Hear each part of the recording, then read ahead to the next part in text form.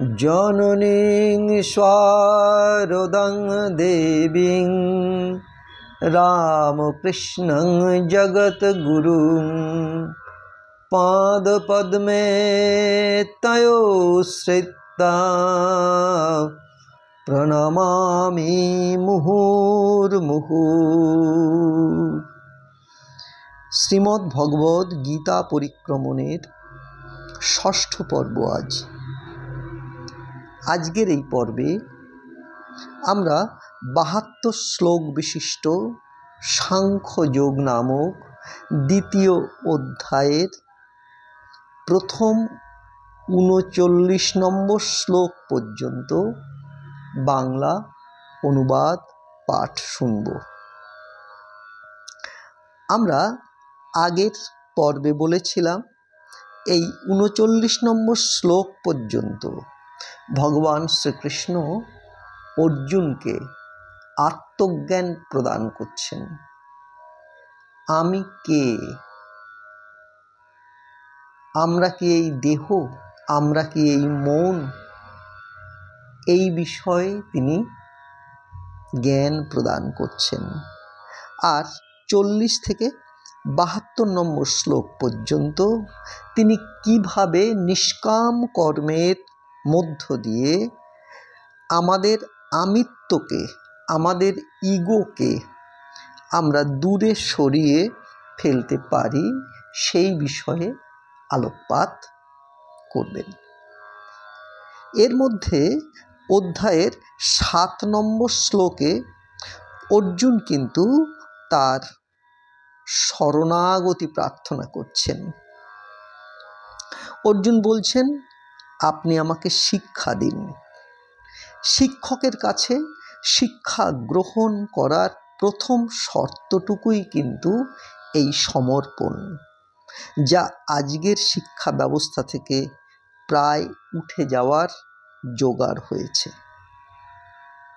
তবে সেকালেও যে শিক্ষা ব্যবস্থায় ছলনা ছিল না এমনটা কিন্তু নয়। কর্ণ পরশুরামের কাছ থেকে শিক্ষা গ্রহণ করবার জন্য, অস্ত্র শিক্ষা গ্রহণ করার জন্য ছলনার আশ্রয় গ্রহণ করেছিলেন।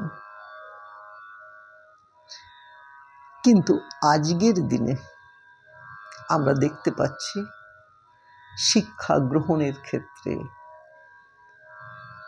ছাত্রের সমর্পণের জায়গাটা প্রায় নেই বললেই চলে।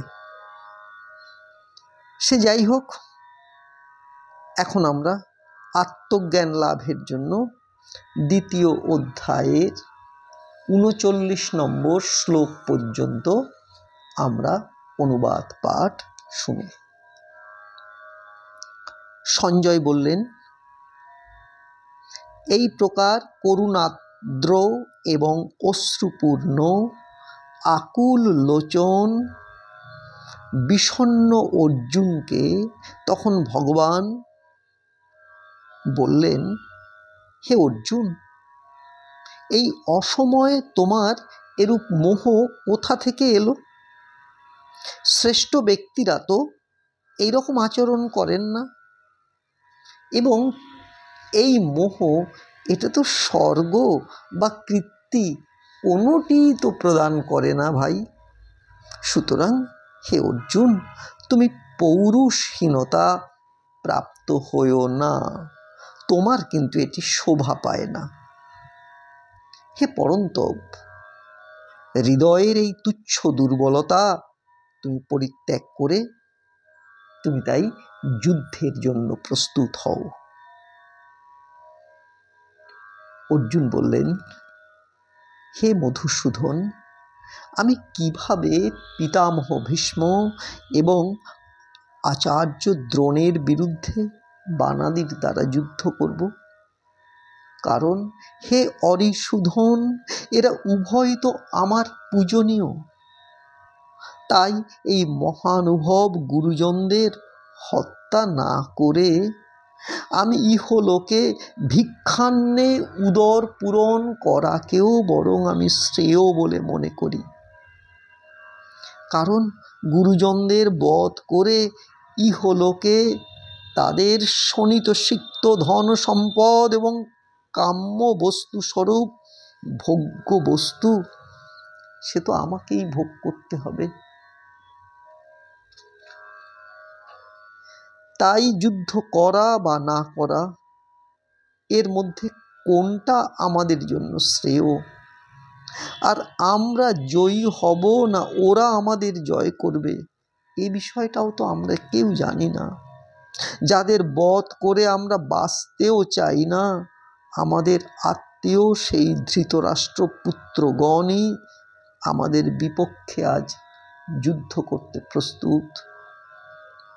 এই জন্য কাপুরুষতা রূপ দোষে আমি অভিভূত হয়ে স্বভাবগ্রস্ত এবং ধর্ম বিষয়ে বিমূঢ় চিত্ত হয়ে আমি আপনাকে জিজ্ঞেস করছি, আমার পক্ষে যা নিশ্চিত, যা কল্যাণকর তা আপনি আমাকে বলুন। কারণ আমি আপনার শিষ্য, আমি আপনার শরণাগত, আপনি আমাকে শিক্ষা দিন।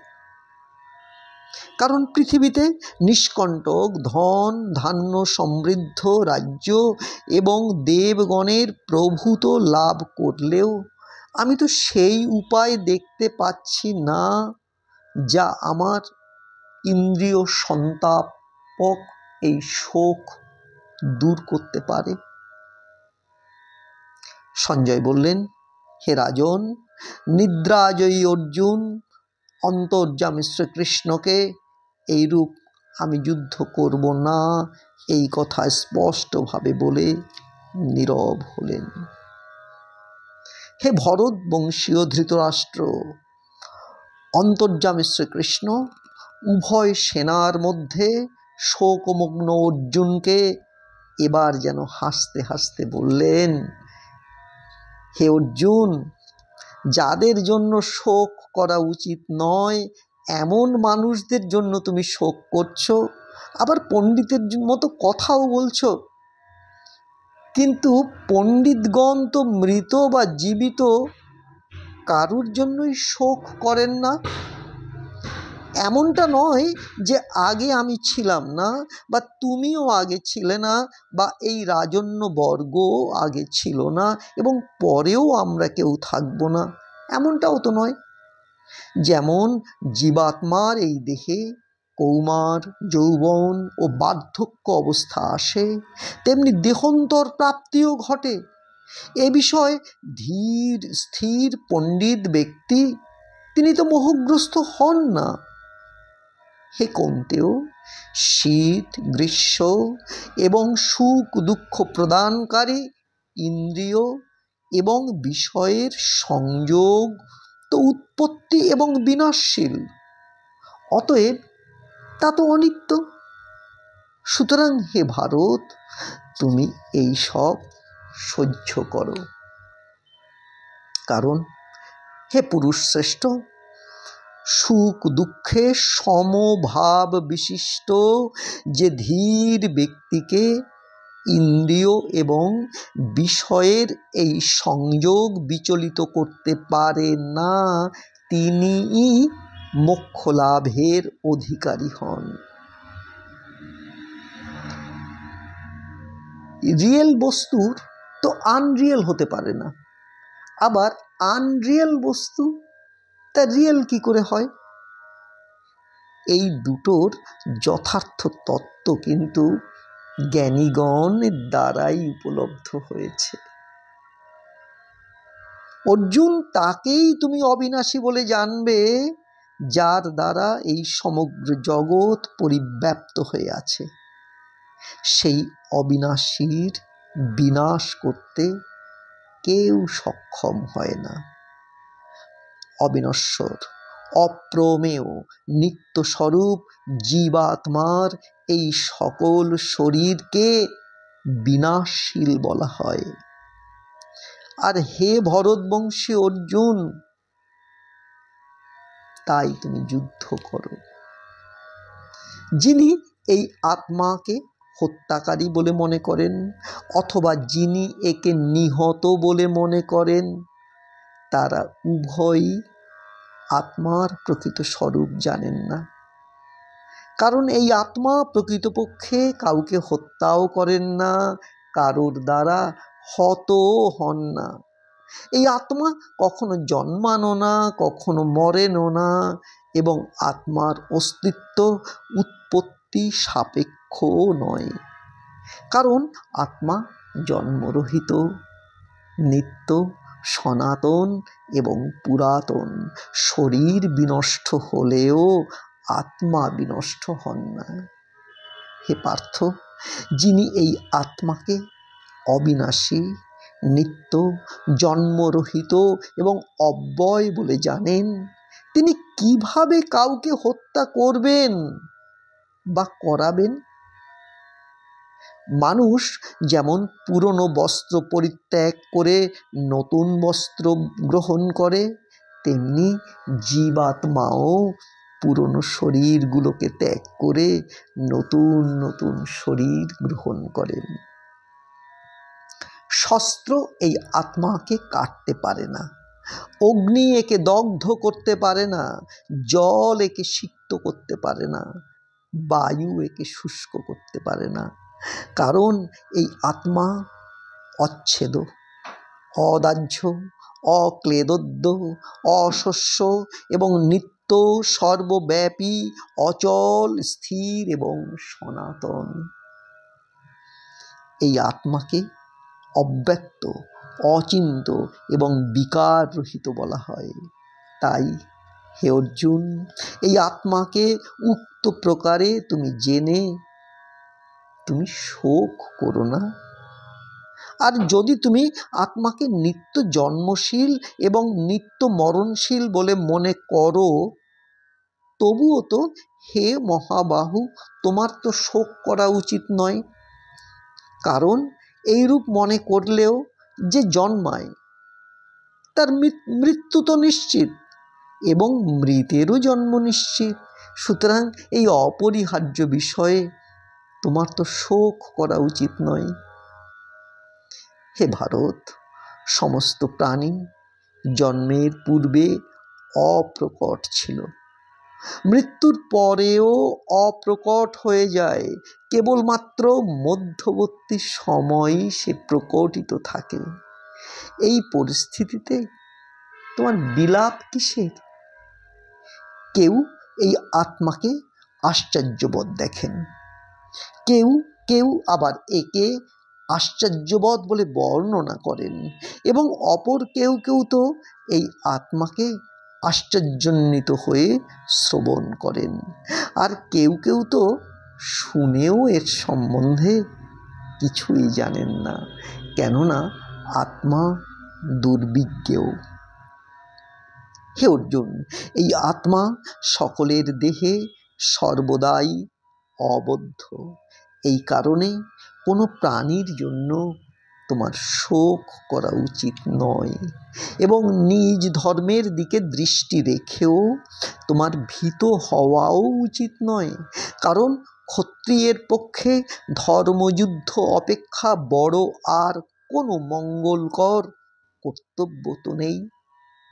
হে পার্থ, শতপ্রাপ্ত উন্মুক্ত স্বর্গদ্বার সদৃশ্য এই প্রকার ধর্মযুদ্ধ ভাগ্যবান ক্ষত্রিয়েরাই কেবলমাত্র করতে পারেন।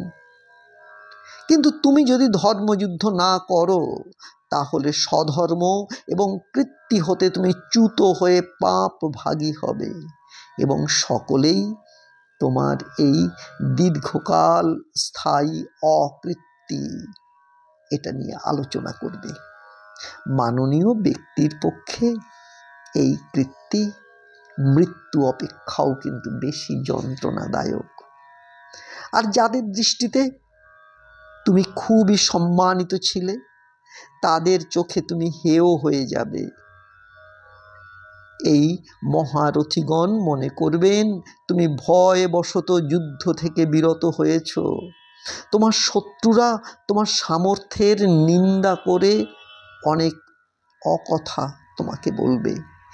এর থেকে বেশি দুঃখজনক আর কি হতে পারে? যদি তুমি যুদ্ধে নিহতও হও তাহলে স্বর্গ লাভ হবে, আর যদি জয় লাভ করো তাহলে পৃথিবীর রাজত্ব ভোগ করবে। তাই হে অর্জুন, তুমি যুদ্ধের জন্য দৃঢ় নিশ্চয় হয়ে দণ্ডায়মান হও। জয় পরাজয়, লাভ ক্ষতি, সুখ দুঃখকে সমান ভেবে যুদ্ধের জন্য তুমি প্রস্তুত হও। এইভাবে যুদ্ধ করলে তুমি পাপগ্রস্ত হবে না।